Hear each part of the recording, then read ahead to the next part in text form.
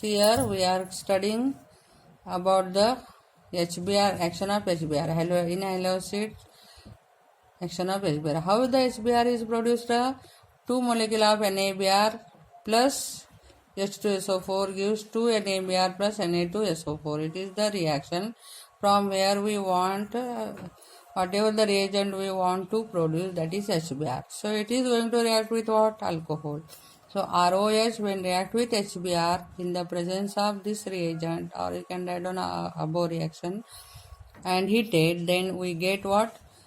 So alcohols are going to convert here into alkyl halides. Okay. So alkyl halides are obtained here when ROH is react with HBr. Here also H2 is a byproduct. So we have to heat constantly and then the product is formed. Now we will consider the another reagent, that is HI. So from HX, HI is the last reagent we are using here. When sodium iodide or potassium iodide is heated with alcohol in the presence of 95% phosphoric acid, alkyl iodide is obtained with good yield. Means if we not use phosphoric acid, other acids are not suitable for this, or it maybe becomes a reversible type of reaction. So avoid this one.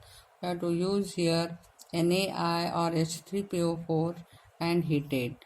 So reaction is ROH plus HI. It will give Ri plus H2O. So alcohol converted into alkyl iodide. Okay. For example, ethyl alcohol C2H5OH react with HI, then it will give ethyl iodide. So OH is removed and iodide is added here. So it is one of the method of preparation, familiar method of the preparation, extensively used either HCl or HBr or HI. So whatever we want to prepare, either chlorides or iodides or bromide, then such type of reagents will be used. And how many carbon containing compounds we want to prepare, for example 2 carbon, 3 carbon, 4 carbon, such type of reactants are also used here. Now next method is called as a halogen exchange method. In halogen exchange method, what happens? Already alkyl means halides are present in either chloride or bromide, and we have to convert those into iodides. If we want to convert into iodides or fluorides also sometime. So for this we are using this method. Means here one halogen is replaced or exchanged by another halogen. For example, RCl is replaced by Ri. Then we are using here sodium iodide like a compound in the presence of acetone, or methyl alcohol also used as a solvent here. So in the presence of this reagent, for example here RCl plus NaI in the presence of acetone, what it gives? Ri plus NaCl. Ri means iodide and RCl means chloride. So chloride is exchanged by iodide group, and therefore it is called as a halogen exchange method. Example here C2H5Cl plus NaI, you get C2H5I plus NaCl.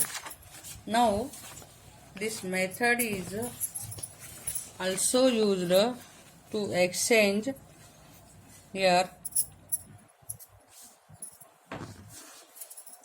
RBr plus NaI, means alkyl bromide in the presence of acetone or methanol converted into alkyl iodide Ri plus NaBr. So do you understand this reaction? Here CS3Br, for example, when added with sodium iodide, so Br will be converted into iodide group. Means what is changing here? Only halogens are changing, and the respective iodides are going to form. This method was found out by scientists Finkelstein, therefore it is called as a Finkelstein reaction. Now you consider another. If you want to prepare fluorides fluorine is very reactive, and therefore by using directly fluorine we can't prepare these, or HF also we can't use here, and therefore we are using here AgF or Hg2F2 or AsF3 like that, or SbF3 like that. So here we are using one simple reagent, silver fluoride. So if silver fluoride is added to the RCl, alkyl chloride, then alkyl fluorides are forming. Okay. So such type of reactions, either iodides we can prepare by this method, means Finkelstein method, or we can prepare fluorides by using either silver fluoride or arsenic fluorides we have to use. So 3 molecules of RBr here required for this reaction. AsF3 react with this, because arsenic fluoride is having formula AsF3. So for that reaction balancing we have to take 3 molecules of RBr here. Do you understand why we are taking 3 RBr? Because here 3 fluoride atoms are there. So consume to these 3 all fluorides we have to use here this one. So thrice RF plus AsBr3 is the product. This reaction, which is given by the scientist Schwarz, and therefore this reaction is called as a Schwarz reaction. Now another method we are considering, and it is also important method for the preparation of aryl halides. Okay, so here aryl halide means to the benzene ring directly when the halogen atom is attached, then the compound is formed, that is called as the aryl halide. The first method, by direct halogenation of benzene, we are able to prepare by electrophilic substitution reaction the haloarynes or aryl halides. तर आपण या ठिकाणी जी method बघणार आहे ती aril हलाइडसाठी आहे. या ठिकाणी तुम्ही लेविस ॲसिड म्हणजे Fe किंवा FeCl3 किंवा अनहायड्रस AlCl3 सारखे आपण काय करू शकतो, रिएजंट्स यूज करू शकतो या ठिकाणी आणि प्रॉडक्ट मिळवू शकतो. So see here now, for example first method, benzene when it is treated with chlorine, that is halogen, in the presence of which reagent? Lewis acid. It is called as a Lewis acid, that is anhydrous AlCl3. आपण description मध्ये mention केलेलं आहे की याला Lewis acid म्हणतात.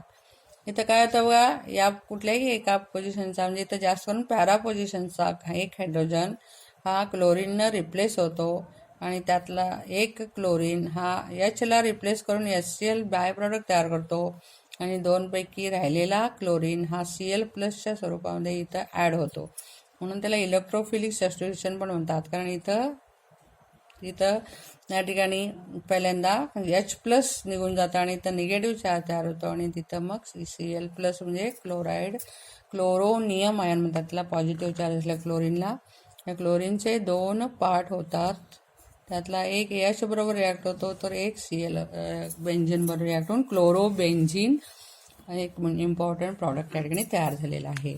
तर ही एक method आहे जी अरिल म्हणजे हलाइड्स तयार करण्यासाठी. मगाशीच्या सगळ्या मेथड बघितल्या त्या अल्किल हलाइड्स तयार करण्यासाठी, आणि ही जी मेथड आहे की ज्याच्यामध्ये आपण अरिल हलाइड्स तयार करू शकतो.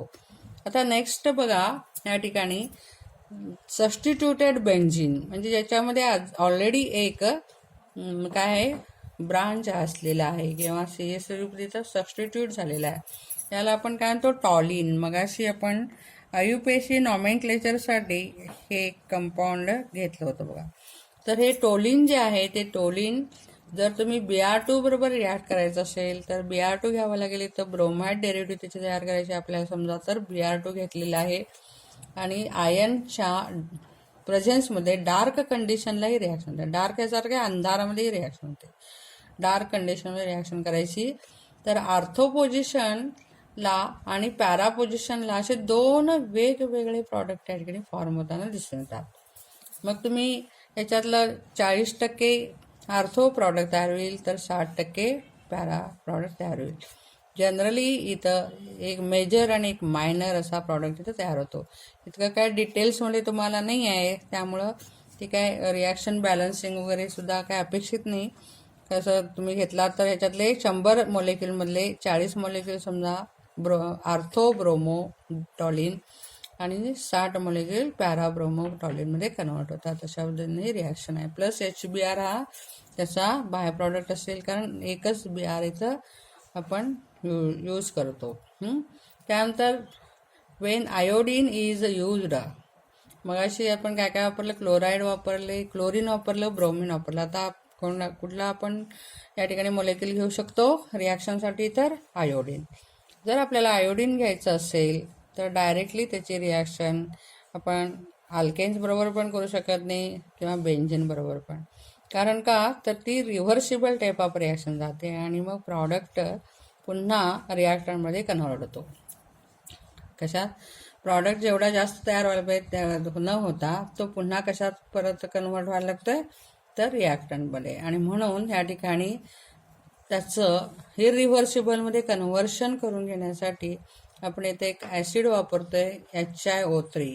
आयोडिक ॲसिड याला म्हणतात, या हायड्रो आयोडिक ॲसिड्स म्हणतात, किंवा HNO3 नायट्रिक ॲसिड. यापैकी कुठलाही एक वापरू शकतो की ज्यामुळं या ठिकाणी HI तयार होणार नाही किंवा झालेलं ताबडतोब रिमूव्ह होईल. तर या ठिकाणी बघा 5 मॉलिक्यूल घ्यायचे आहेत. त्यासाठी मात्र इथं रिॲक्शन बॅलन्सिंग फार महत्त्वाची आहे. बेंझिनचे किती मॉलिक्यूल लागतात, 5. मग असे एकच मॉलिक्यूल घेऊन आपण क्लोराईड किंवा ब्रोमाइड डेरिव्हेटिव्ह तयार केल्या होत्या आरिलच्या, पण इथं मात्र 5 मॉलिक्यूल घ्यायचे. आयोडाईडचे 2 मॉलिक्यूल घ्यायचे आहेत आणि HiO3 एकच मॉलिक्यूल घ्यायचं आहे. आता यातला एक आयोडाईड आणि यातले एकूण 2 गुणिले हे किती, 2, 4 आयटम्स आयोडाईडचे. 5 आयटम इथं पॅरा पोझिशनला सबस्टिट्यूट होऊन 5 मॉलिक्यूल आयोडो बेंझिनचे तयार झाले. लक्षात येतं का, 5 मॉलिक्युल्स ऑफ आयोडो बेंझिन. मग 5 बेंझिनमधून 5 हायड्रोजन रिप्लेस झाले, प्लस हा एक 6वा hydrogen. 6 hydrogens and 3 oxygen are converted into 3 H2O. तर इथं 3 H2O मॉलिक्यूल तयार झाले, लक्षात घ्या मुलांनो. So you remember here that balancing of the reaction, how it is done. From each time 1 hydrogen, like that 5 hydrogen atoms are here, plus 1 hydrogen here. So 6 hydrogen म्हणून 3 दोन्ही 6 oxygen 3 असे thrice H2O तयार झाले. So this reaction is also very important reaction, remember here. तर प्रत्येक 3 प्रकारच्या रिॲक्शनमध्ये simply chlorobenzene पहिल्या रिॲक्शनमध्ये तयार झालं, दुसऱ्यामध्ये आर्थोब्रोमो आणि पॅराब्रोमो असे प्रॉडक्ट तयार झाले, तर तिसऱ्यामध्ये 5 मॉलिक्युल्स ऑफ आयोडो बेंझिन तयार झालेलं आहे. तर रिॲक्शन करत असताना या सगळ्या गोष्टी लक्षात घेऊन करा. Then will consider the next type of reaction. आता पुढच्या ज्या रिॲक्शन आहेत त्या अल्किन्स बरोबरच्या आहेत. तुम्ही 11वीला अल्किनच्या केमिकल प्रॉपर्टी स्टडी केला होता, आठवते का बघा. Have you studied the chemical properties of alkenes? किंवा तो टॉपिक उघडून बघा, तुमच्या लक्षात येईल. या रिॲक्शन परत मी द्यायची तसं आवश्यकता नाही आहे, त्यामुळे त्या दिलेल्या नाहीत. तर तुम्ही तिथं मार्कोनिकॉफचा रूल स्टडी केलेला आहात आणि मार्कोनिकॉफच्या रूलप्रमाणे या ठिकाणी ॲडिशन होतं आहे. तर या डबल बॉन्ड असल्यामुळं नेहमी ॲडिशन टाईप ऑफ रिॲक्शन होतात. तर ते पूर्ण जी नोट आहे काय, हॅलो ॲसिड्स किंवा HXचं अल्किनच्या बरोबरच्या रिॲक्शन, त्या सगळ्या तुम्ही पुन्हा एकदा लिहून काढायच्या आहेत आणि त्या तुमच्या ह्याच्यामध्ये नोट्समध्ये इन्क्लूड करून घ्या. What I am saying, to understand. तुमच्याजवळ ज्या नोट्स आहे त्या नोट्समधला हा पार्ट तुम्ही लिहून घ्यायचा आहे. त्याच्यामध्ये मार्कोनिकॉफचा रूल दिला आहे, खर्श इफेक्ट, खर्श मायो इफेक्ट वगैरे सगळं दिलेलं आहे. ते परत एकदा पूर्ण लिहून काढा याच्यामध्ये 12वीच्या नोट्समध्ये, ठीक आहे. त्यानंतर आपण अरिल हलाइड बरोबर मार्कोनिकॉफचा रूल कन्सिडर करणार आहे. आता गेल्या वर्षी आपण फक्त म्हणजे अल्किल हलाइड्स किंवा अल्किन्स बरोबरच्या रिॲक्शन बघितल्या होत्या. इथं मात्र आपण काय करणार आहे, काही सायक्लिक कंपाऊंड जे आहेत त्याच्यामध्ये जर डबल बॉन्ड असेल तर तिथं मार्कॉनी कपची ॲडिशन होते की नाही हे चेक करणार आहे. आता याच्यामध्ये बघा 1 मिथिल सायक्लोहेक्झिन, एक एक्झाम्पल दिलं तुम्हाला, त्याचं नाव आहे 1 मिथिल सायक्लोहेक्झिन, नॉट हेक्झेन. हेक्झिन का म्हटलंय तर CH3 आणि त्याच्या शेजारच्या कार्बनमध्ये एक डबल बॉन्ड दिसतो का तुम्हाला सगळ्यांना, तर तो डबल बॉन्ड बघा. आणि मग या डबल बॉन्डवर ॲडिशन होते कुणाची, प्लस HBr, H आणि Br, H हायड्रोजन आणि हॅलोजन. जेव्हा ॲडिशन होते तेव्हा या H आणि Br मधला बॉन्ड पहिल्यांदा ब्रेक होतो. Hydrogen added to that carbon ही जो लिस्ट नंबर ऑफ, म्हणजे halogen added to that carbon which contains least number of hydrogen atom. मग आता CH3 ऑलरेडी इथं सबस्टिट्यूट झालेला असल्यामुळं या कार्बन आणि बेंझिन रिंगमध्ये किंवा कुठल्याही ह्याच्यात किती असतात इथं हायड्रोजन, जर डबल बॉन्ड असेल तर इथे एक होता, तोही CH3ने रिप्लेस झाला. त्यामुळे ह्याच्याकडे काहीच हायड्रोजन होते, अशा ठिकाणी Br गेला आणि इथं डबल बॉन्डचा दुसरा टोक आहे ज्या कार्बनला, तिथं हायड्रोजन ॲड झाल्यामुळे तिथला double bond break into single bond असं म्हणू शकतो. तर इथं नवीन हायड्रोजन एक येतो, लक्षात घ्या की तो कशातला आहे, HBr मधला येतो. याला ॲडिशन म्हणतात, म्हणजेच काय, नवीन ॲटम ॲड होणे आणि डबल बॉन्डचं कन्व्हर्शन सिंगल बॉन्डमध्ये होणे. आता इथं जो आहे बॉन्ड तो Brने एक ॲड झाल्यामुळं आणि इकडे हायड्रोजन ॲड झाल्यामुळं डबल बॉन्ड ब्रेक झालेला आहे आणि सगळे सिंगल बॉन्डमध्ये कन्व्हर्ट झाले.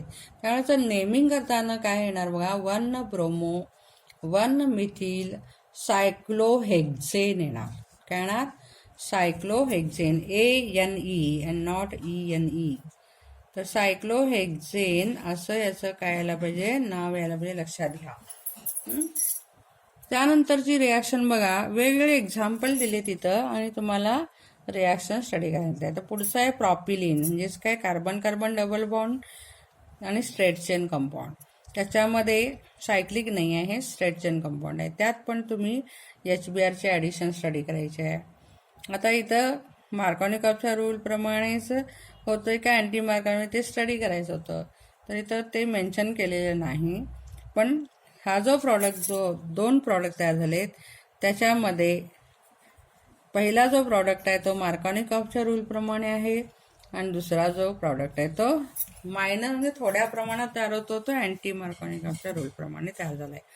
म्हणजे Br जिथं ॲड झाला आहे त्याला कमीत कमी हायड्रोजन आहेत बघा, पहिल्या प्रॉडक्टच्या बाबतीत बघितला तर ह्याच्यामध्ये Br इथं ॲड झाला आणि H इथं ॲड झाला आणि याच्यातला एक डबल बॉन्ड ब्रेक झालेला आहे. तर CH3 CHBr CH3 असा नवीन product, new product is formed here which is called as a major product and it is according to Marconi-Cox rule. म्हणजे लिस्ट का हायड्रोजन कंटेनिंग कार्बनला हॅलोजन जाणार आणि त्याच्या शेजारच्या कार्बनला, नेबरिंग कार्बनला हायड्रोजन होऊन CH2 converted into CH3. रिॲक्टंटचं observation व्यवस्थित करा, प्रॉडक्टचं observation व्यवस्थित करा. आता नेक्स्ट प्रॉडक्ट जो तयार झाला त्याच्यात काय बरोबर उलट ह्याचंच ॲडिशन, H आणि Brचं ॲडिशन जर बघितला, H वेगळा होतो Br पासून आणि मग रिॲक्शन होते, तर H इथं गेला त्यामुळे CHचं कन्व्हर्शन CH2 मध्ये झालं, मधल्या कार्बनचं. CH2 दुसरा होताच, त्याच्यातला डबल बॉन्ड ब्रेक झाला आणि इथं Br आलेला आहे. तर हे अँटी मार्कॉनी-कॉपचं ॲडिशन आणि हे मार्कॉनी-कॉपचं. तर असे 2 प्रॉडक्ट इथं वेगळे मिळालेले आहेत. हे सगळं डिटेल 11वीला तुम्ही स्टडी केलं आहे, आठवते काय बघा. ही सुद्धा रिॲक्शन तुम्ही स्टडी केलेलं आहे. थोडक्यात या ठिकाणी जनरल रिॲक्शन दिली आहे. कुठलंही एक carbon carbon double bond skeleton घ्या, मग तुम्ही इथिन घेऊ शकता, प्रॉपिन घेऊ शकता, ब्युटिन घेऊ शकता आणि त्याच्याबरोबर हॅलोजन. तर व्हिसिनल डायहॅलाइड तयार झालं म्हणजे काय, 2 हॅलोजन 2 वेगवेगळ्या कार्बनना ॲड झाले. तर CCl4 आणि रूम टेम्परेचरला ही रिॲक्शन कंडिशन पाहिजे, तर ते प्रॉडक्ट या पद्धतीने फॉर्म होते. So do you understand about this reaction. आता याच्यामध्ये परत आलिलिक, म्हणजे जे काही आपण काय म्हणतो हॅलोजन डेरिव्हेटिव्ह आहेत, बेंझिलिक, ॲलिलिक, असे काही टाईप्स तुम्हाला ऑलरेडी मी दिलेले आहेत बघा नोट्समध्ये. ते जर वाचलं तर अजून रिव्हिजन करून बघा, तुमच्या लक्षात येईल मी काय सांगायला लागले ते. तर या ठिकाणी बघा, आता ॲलिलिक कंपाऊंड बरोबर आपण ॲडिशन रिॲक्शन इथं स्टडी करणार आहे. आता याच्यामध्ये CH2 डबल बॉन्ड CH3 याच्यामध्ये जो कार्बन आहे डबल बॉन्डला अटॅचला अलिलिक कार्बन म्हणतात आणि त्याच्या जवळच्या हायड्रोजनना अलिलिक हायड्रोजन असं म्हटलं जातं. आणि अशा प्रकारच्या मॉलिक्यूलमध्ये कुठल्या प्रकारचे ॲडिशन रिॲक्शन होते ती आपण स्टडी करणार आहे. तर इथं क्लोरिनेशन होत असताना अलिलिक कार्बनचा म्हणजे डबल बॉन्डच्या शेजारी असलेल्या कार्बनचा हायड्रोजन रिप्लेस होतोय आणि तिथं एक क्लोरीन ॲटम येतो आणि एक जो हायड्रोजन रिप्लेस झाला होता तो दुसऱ्या क्लोरीन बरोबर HCl as a by product तयार करतो. So what is the product here? CH2 double bond CH3 that time from CH3 one hydrogen atom is replaced and one halogen is adding and one Cl react with this hydrogen replaced hydrogen and forms HCl as a byproduct. So it is the chemical, it is the addition of hydrocarbons. So do you understand about all these reactions? तर या ज्या reactions घेतल्या त्या reaction व्यवस्थित तुम्ही करायला पाहिजे. काही तुम्हाला शंका असेल तर you can ask me any time by calling me. Okay.